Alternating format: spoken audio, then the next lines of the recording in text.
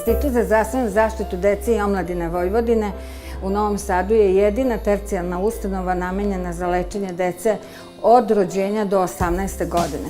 Godišnje na institutu se leči hospitalno negde oko 13.000 pacijenata, a imamo negde oko 130.000 pregleda. Znači, na teritoriji Vojvodine godišnje u ovu ustanovu gravitira čitav jedan mali grad.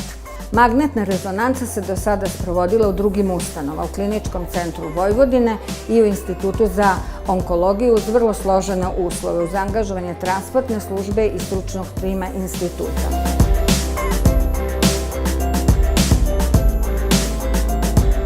Nabavkom magnetne rezonance u našem institutu je praktično zaokružena radiološka dijagnostika i ovo je najsofisticiraniji instrument radiološke dijagnostike.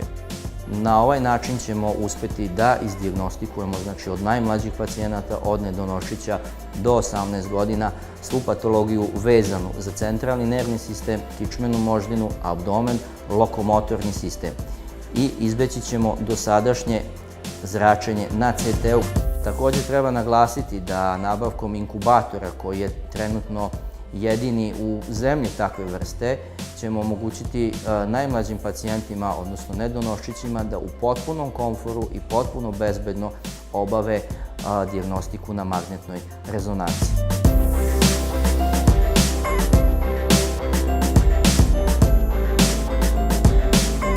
Kompanije MK Group i TDI Services su u oktobru 2015. godine na inicijativu profesora dr. Slobodana Grabel-Dingera osnovale fondaciju Magnet za ljubav. Cilj fondacije je bilo prikupljanje donatorskih sredstava za kupovinu magnetne rezonance, specijalnog inkubatora i prateće opreme za dečju bolnicu u Novom Sadu. Fondacija se zahvaljuje svim pojedincima i kompanijama koji su uzeli učešće u akciji, a posebno se zahvaljuje Vladi Vojvodine, bez čijeg presudnog učešća ova humanitarna akcija ne bi bila uspešno završena.